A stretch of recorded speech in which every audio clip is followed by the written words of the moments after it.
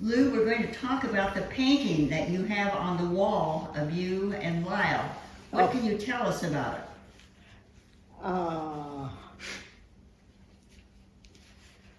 Well, the genesis was that we were in California, and at that point in my life, I was interested in folk art, and decided to create my own. So I found an artist, some of her paintings down there, and so I inquired and found out who she was, and she happened to live in Portland. So I contacted her and asked her if she'd be interested in doing one on order. So I got my high school graduation picture, and I don't know what picture that was of Lyle, but anyway, I had in mind what I wanted, which of course was featuring Stillicum. So I took that picture of Stillicum, and actually the house we built on Main Street is in that between the curtains picture. So I contacted her, went down, and everything went beautifully, and she did the picture, and I went to the Starlight Drive-In Theater and bought a frame. You could get anything there then. And there it is, and it fits in with your genealogy, doesn't it? Perfectly. Mm-hmm. What's on Dad's lap? Well, glad you pointed that out. In the battle to save old Stillicum, a friend of ours here in town, who was kind of connected with publishing and one thing and another, put out a paper called Truth Seller, yeah, and that harked back to, and you know that story better than I do. Okay, in 1858, Leshai had been arrested, and there were citizens who were upset because he wasn't hung, and so the truth teller was written and went all through town with all of the facts of the Leshai trial, etc. And so that's what you have on Lyle's lap, right? Right, and it's legible, so you can read the paper on his lap. Okay, the museum has a copy of that, and you had something to do with that also, because you and Alice Watson one night went out and did what in the middle of the street? Well, that's when Wilmuth wanted to have 10-foot wide sidewalks in Stillicum, and a few of the things that didn't match the old town. So He was a town administrator. yeah, we in the dark of night we went through the town with orange spray paint. I walked the pattern, and Alice was behind me with the can of orange paint, and we painted the street the way he wanted to do it. So when people got up the next morning, they could see what it would be like to have his revised plan for Stillicum. And nobody knew who had done it. Only the dogs. So there were some other stories about Fred Wilmuth. Sure was. He wanted to change our historic town, didn't he? Yes, he did. And from his perspective, and from my perspective now, probably it just fit right into his way of administering a town. But it didn't fit the old town. So we were constantly at loggerheads. So, but anyway, he was ambitious, wanted to move on up to larger towns and really power positions. Okay, and it was at this time that Lyle went back on the council. That's right, he did. To counter him. And there were 3 of you, so you had a 3-2 vote on the council, or they did. That's right. It was after that that Wilma decided to leave. Oh, yes. Well, he was kind of in hot water anyway, because I think he was taking little trips with our town planner and charging it to the town. So anyway, that didn't sit well. Going back to something that we talked about earlier, and that was when Lyle was mayor in the 70s. And the second time he ran, you were very involved in many ways, but one of the ways you had a recipe that can you tell us how that happened? What about your Coca-Cola cake? Yeah, I don't know where that recipe came from, but they used a bottle of Coke in this chocolate cake recipe, and so it was really good. And so when election time came around, the girls in the office baked this cake and then stood out on the street passing out slices of cake to the passersby, campaigning for, must have been Lyle. Yes. So, but anyway, that recipe is still used. I've got a copy, and I suspect you do too. I have used it many, many times. And Karen, will you read what's on the back of the recipe that she passed out? Sure. The recipe is a Stellicum favorite, chocolate Coca-Cola cake.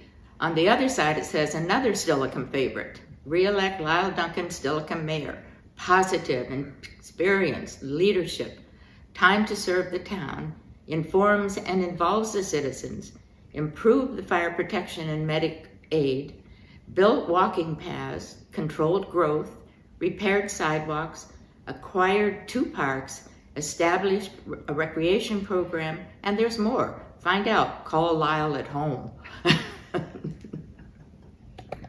So it obviously worked because he did have a second term, and as you mentioned earlier, that was when the community center was built. So that was a very important part of his legacy, you might say. Okay, I'm going to go back a ways now, Lou, and I want to talk about where you came from, which was Kansas.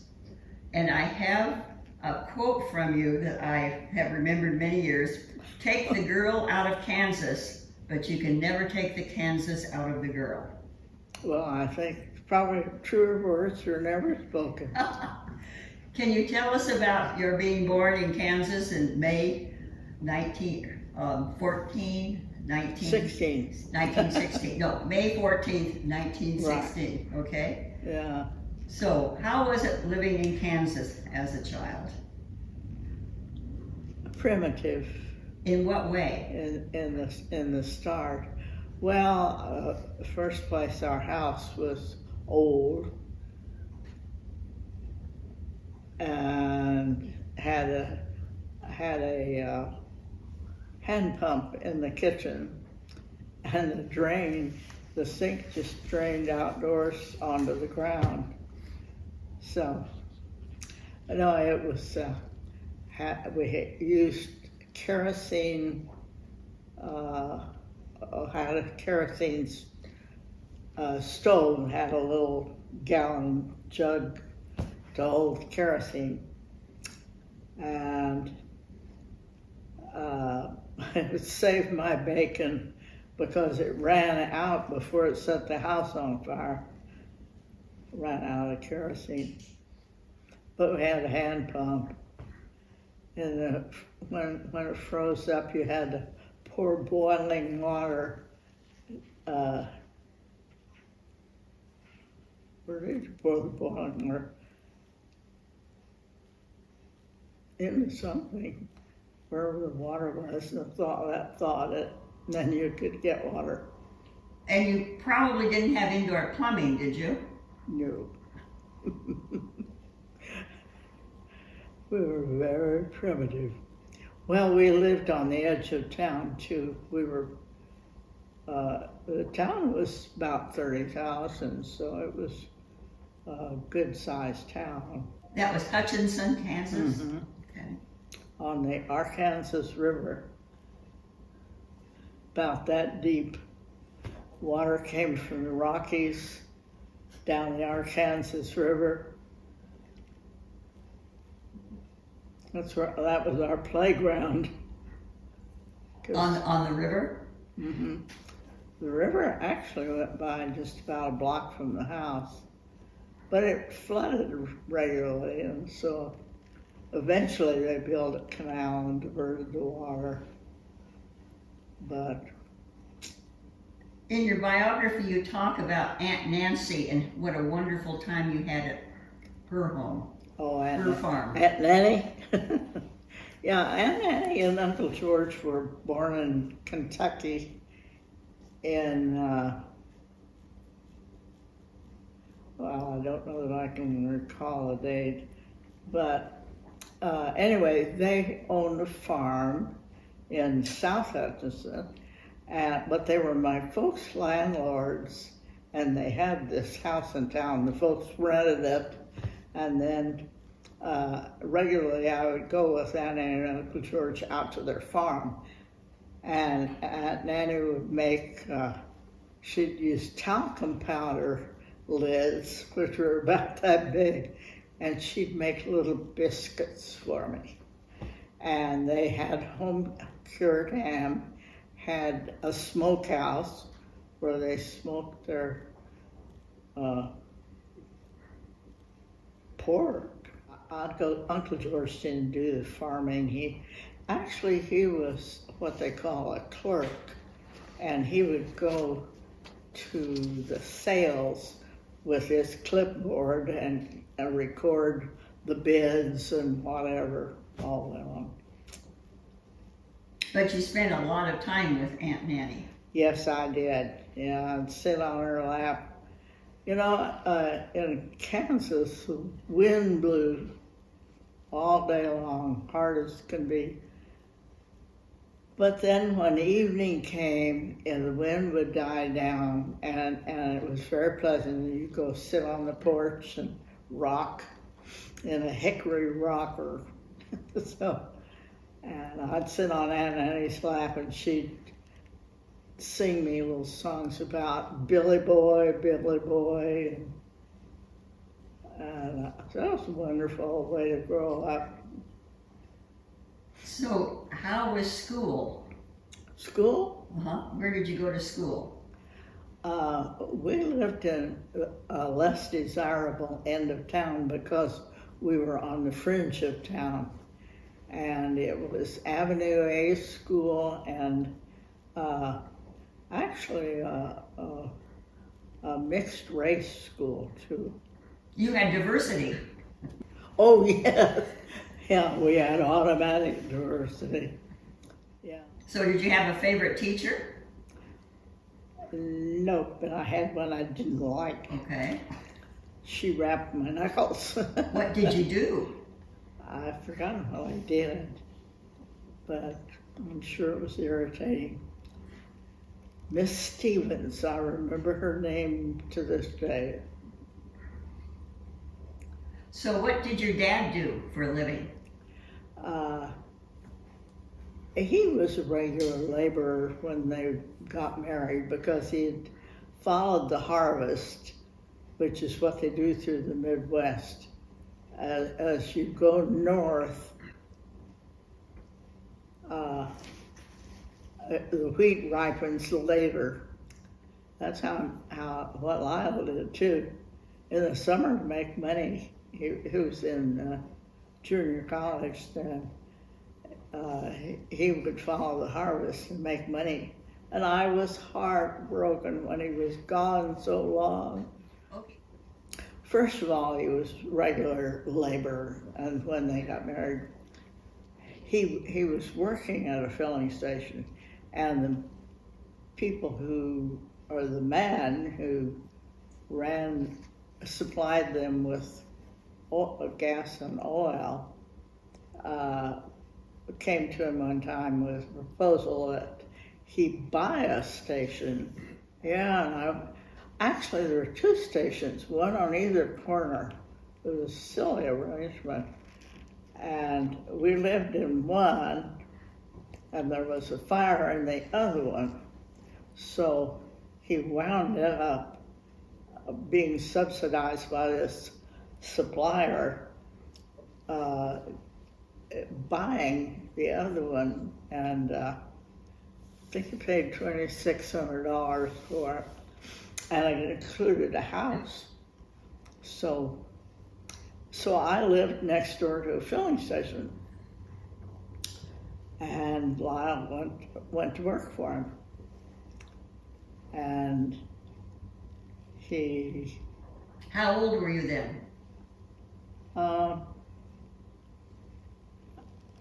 That covered a fair amount of time, so I was probably 8 or so. Oh, and the farmers would bring cantaloupe in from the farms, and I would buy a bushel of cantaloupe, and then I would sell them out of the station to people, Pop's customers.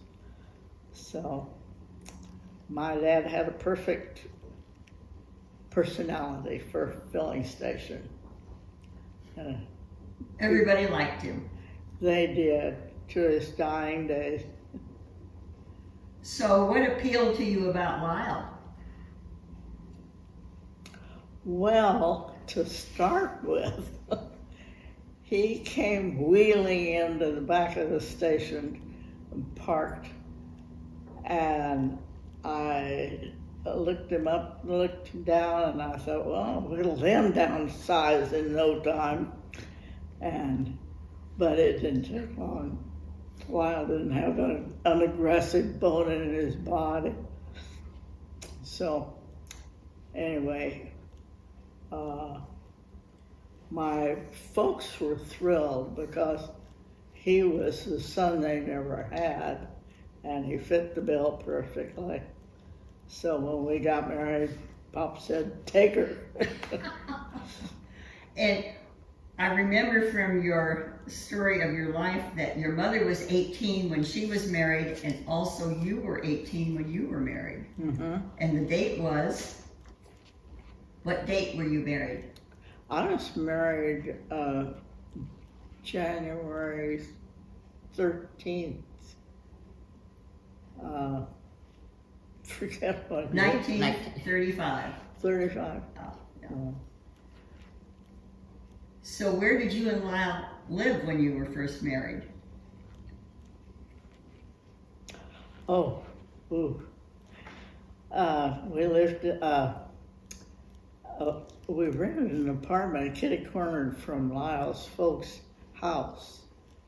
So when somebody came to the door and asked for Mrs. Dunkin, I said, well, they live over there on that corner. So I hadn't quite gotten used to it yet. But that was, and then we moved into an apartment on an alley, as I remember it, up over a garage. Yeah. So then, after that, I have a quote from you saying, reading was one of my passions and it took me out of Kansas. Yes, I did live a kind of second life there in the books. Yeah, I did love to read. So you started out after you were married for a while in Kansas, and then Lyle had a job at Leavenworth, Kansas? This was during the Depression, and everything was kind of insecure then. And so anything that was security was very attractive. And so he started taking civil service exams, Border Patrol on the Texas border where it's so hot right now. And he took this one. He had a cousin who was in the prison service, so he took that one. Anyway, wound up with several offers and decided to go to Leavenworth, which panned out okay. Well, and you had 2 daughters by then, didn't you? Well, yes. Yes.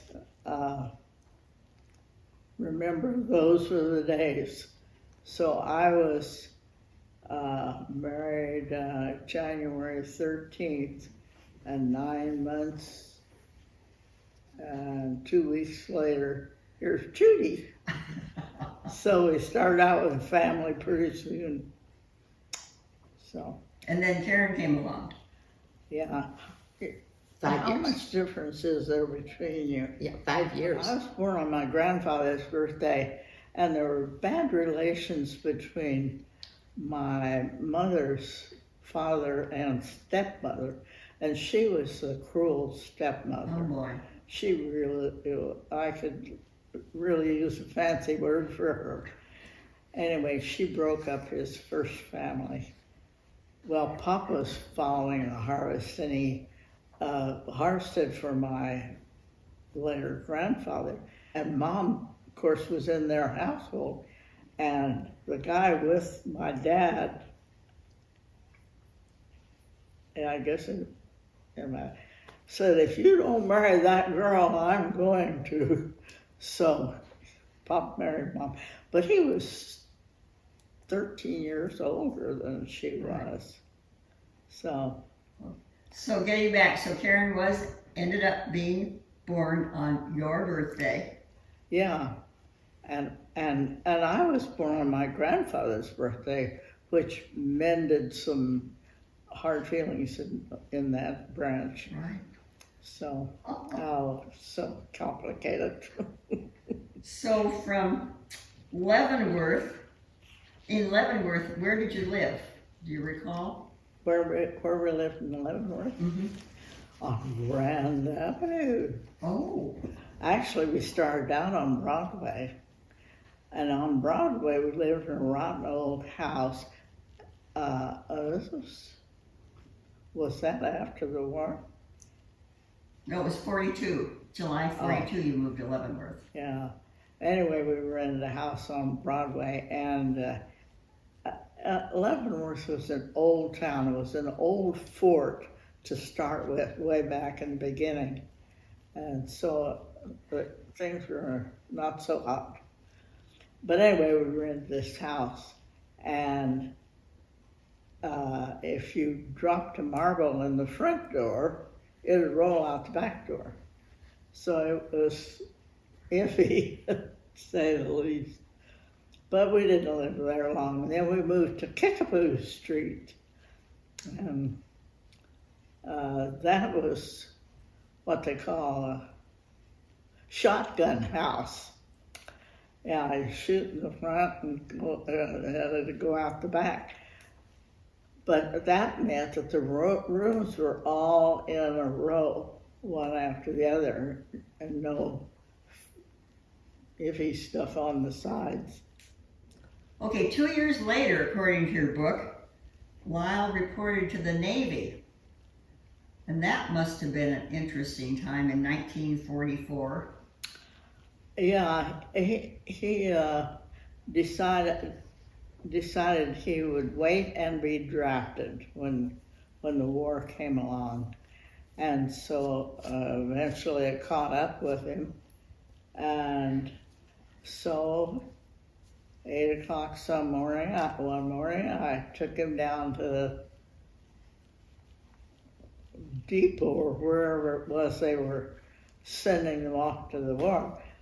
And got home that night. Everything was fine, all business. And then when night came and he didn't come home, suddenly it hit me. I'm in for a long haul here by myself With two girls. with the girls. And so then I bawled. I did a lot of bawling. So after that, after you had cried, then what did you do? I was going to stay there for the duration, and that lasted a hot minute. So I just packed up, put stuff in the neighbor's garage, and went to Lyle's folks out in Torrance, California. All of Lyle's mother's sons were in the military. She was a 5-star mother, 4-star, or whatever it was. Coast Guard, Navy. I don't think any were in the Army. They were water soldiers. From Kansas. And they all came home. And they all came home. Yeah, and in Okinawa, he had an interesting tour of duty there because that's when the Japanese were dive bombing the ships, and they were sacrificing themselves to get the ship. And that was the Japanese frame of mind in fighting a war. So did you stay with his parents all that time he was gone? No, in the interim, he went to school on Treasure Island in the middle of San Francisco Bay. And that's when I lived in Oakland then, and would get up early in the morning to go to work. I worked at the Naval Air Station, actually as a draftsman for some reason, except I had taken a night course back home, back when I didn't have any idea I was going to use it. But I used to get up and go to work past that. First thing in the morning, boy, the area was really humming because it was kind of a center of a lot of action of the war. So then Lyle came home. Yes. Yeah. LaSalle Hotel in Oakland, California. He took off his uniform, threw it on the floor, walked out the door on it, and left it. And that was the end of our war. We were eager to get on with life. So what did you do to get on with life? Where did you go? We went back to Leavenworth, and he had, they had filled the job he had, and of course, they were supposed to put you back in the job you had, but then in this case that was full. So he got, I think while he was still here, his boss got him working at setting up a shop to refinish government furniture. The old ugly oak stuff that was. Right. Actually, Texas. Oh, Texas? Yeah. Okay. In Texas. We left Leavenworth and went to Texas. Went to Seagoville. Did you build a house there? Oh yeah. Okay. What kind of a house was that? It was fast. Charlie Kane helped Lyle build it. Yeah, we built it on a piece of land that we named the street Bluebonnet Lane. So, but they were building staff housing then, and that's what Lyle did. He was in charge of staff housing. Oh, for the prison. Mm-hmm. Okay. Yes, and that's interesting too, in that what they did was use the site of a Japanese internment camp, and they tore it down, and Lyle salvaged the quarter-inch plywood from that to make drawer bottoms for a chest on chest that he was building. So that story always goes with that furniture. And it looks like when I look at what all you've done, that you probably within about 8 different locations have built or restored over 20 houses. So, I mean, that is impressive. Judy at one point said, someone asked her, where did you live? And she said, what year? Yeah. Because you lived so many places for so many years. Yeah. But we wound up in Washington. It was really great living in Washington because we were right close to the Capitol and had great view. Lyle's office had a great view of the Capitol. Look right at it. And then you could go over and have bean soup. So In the senator's luncheon room, wasn't that where that was? Yeah. right. So what exactly did Lyle do at Washington, D.C. in the prison? Well, he was supervising all the factories that were doing this furniture work. And by then, they had progressed from repairing and upgrading and patching together the old ugly oak furniture they'd had. And Kennedy, Jack Kennedy was president then, and Jackie came with Jack, and that meant everybody was, stepping up to the mark there and gonna show them. So they designed a line of furniture called Allenwood. And the reason it was called the Allenwood line of furniture was it was done in a prison camp at Allenwood, Pennsylvania. So we made a lot of trips up there, made trips to Chicago because Mr. Bennett used federal judges and executives to place this furniture. To show it off? To show it off? Right, well, and to generate sales in it too. So, And we made lots of trips to Chicago to federal judges, and in the new Mies van der Rohe office building they were building there. And it was a show place too. Well, and James Bennett was the director at that point, right? Right. And we have a ship named after him at McNeil Island, the James Bennett. Right, for Bennett, yeah.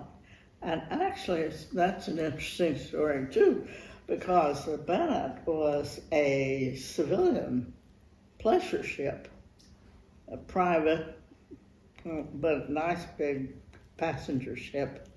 And Dolores Costello, I think that's, you probably don't recognize that name, but she was a movie star, and it had been hers, and then confiscated during the war, and so it was a passenger ship from here to McNeil. Okay, when Lyle was designing this furniture and so forth, they really,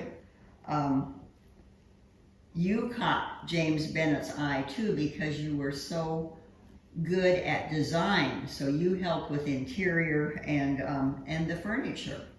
Well, I decorated his office. It was old and ugly. And so we had new drapery and nice furniture and put shutters on the ugly little windows. And his wife liked it, he liked it. And so we were working into the inner circle. It must have been exciting times. It was. So why did you want to leave it for Stilicum? Well, we were almost ready to retire. We knew we weren't going to retire there. So, yeah, it's funny how the years zip by. Well, and it sounds like you had a lot of interesting jobs. I did. Yeah, I worked for a decorator guy. He ran the Grasshopper. That was his decorating shop. In Southern California. Okay. Yeah, that was in California. Well, and weren't you in real estate too for a while? Oh, yeah. I worked for a guy called Dan Ostro, and he was a crook. He was building a development, but he was taking down payment money and pooling it, and then he disappeared with the down payment money off into the South Seas somewhere, and then when he finally surfaced again, he said he lost it all building grass shack developments in the South Seas. So, but anyway, I went to work for him. I lasted 2 weeks there. I got calls every noon from a school teacher, and she was complaining that her sliding glass doors were falling out of the openings because they hadn't been built right. So I decided I didn't want to be mixed up in that. But it was a job. Right. And it was Long Beach. That was interesting because as a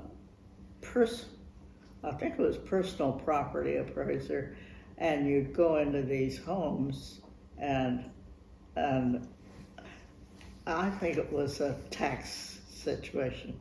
You were appraising their possessions, personal property, furniture and so forth, for taxes. So that's what I was doing. This house, incidentally, was designed by an architect. Okay, tell us about how you and Lyle decided to develop this property, Dunkin Ridge. We had bought it back in the 80s and had kept it all the time. I can tell you that for her 90th birthday, we gave her a half a day on a bulldozer for her birthday present. And so she got her bulldozer man, and they started out on Chambers and came in just clearing a path. It was all high overgrowth, huge trees, and they cleared this path till they came into the middle of this property. And she climbed up on a stump, to let you tell this, and looked out and said, "Yep, there's a view here." Well, So that was. You went from there. yeah. So you cleared the property. That's why not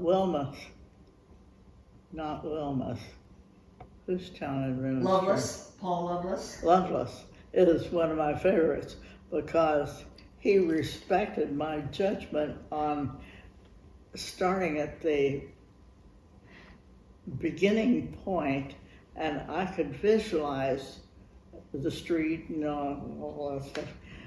And he gave me a go ahead, and so You hired an architect to build this house. to this house, yes, because Don Danielson, who actually Lyle kind of got him to supervise the construction of the whole thing, because he knew all the suppliers and all that stuff. And Lyle was still working, I guess. Yeah, his son was an architect. And so we had an agreement that Don would design or Michael would design the houses and Don would build them. And there were some places where that wasn't the way it actually worked out. But Michael did end up designing, I'd say, almost half of the houses in Dunkin Ridge. And then you had a covenant with this Dunkin Ridge too. So Right. there were controls, right? 10 properties, right, that are in Dunkin Ridge. And he really, the specifications were that they wanted northwest, how did you describe it? Northwest contemporary with all natural sidings and so on. So we had some guidelines on how those designs would be done, but he designed the houses. And unfortunately, Lyle did not live to see what has happened. That's right. He was in a wheelchair and he sat over in front of that window there, and I know he was hurting because he had prostate cancer. So he knew that he wasn't going to be there for the end of it, and I bled for him. But he loved to he was in the Franciscan nursing care at that point, and he liked to get out in the afternoon and drive out here and see it happening. I remember you saying, Lou, at one point that when Dunkin Ridge was built, that you looked at it as a community and that you would have a togetherness feeling about this. And I feel you've accomplished that. Well, I think it is all of that. We have parties right out here in the cul-de-sac. It is, if you believe Katie Pates, it is an extension of family. We call it Dunkin Ridge. Actually, we didn't name it. The engineers, the office engineers named it. Well, and you have had a couple of big parties here on your birthdays, your 104th and the 105th. The whole Dunkin Ridge has come together and welcomed other people. That's right. Yeah, actually we had that string of cars, and Katie had her kids down on Main Street steering people up here, and I've got a video of cars, a line of cars streaming through wishing me happy birthday, and I was sitting in on an upholstered chair on the porch just waving them by. And there were red balloons. Red balloons. Oh yeah, they had a lot. Actually, she was handing out toilet paper. I guess it was hard to get, I don't know. Well, this was during COVID and just started. Toilet paper was hard to find, but she got it because what she did was, as people got to Dunkin Ridge, each of the kids would give a balloon to the person in the driver's seat attached to a roll of toilet paper so that balloons wouldn't fly out of the car. So here was, it was a wonderful idea. And there were over 104 because it was your 104th birthday. Well, that was Katie. She is a live wire. So it's been a wonderful life that you have had, Lou. I mean, with It all is. 105 years. It has been. Yeah, no complaints. I can't think of anything except wellness. Yes, yes, I agree. He was hard to take, because he was headed this way and we were headed that way, and there's no way in the world you could ever get it to work. So do you have any words of wisdom with 105 years behind you? Well, people ask me how I lived so long, and that's why. Because of the building. I was sitting on my fanny reading True Story. Keep breathing.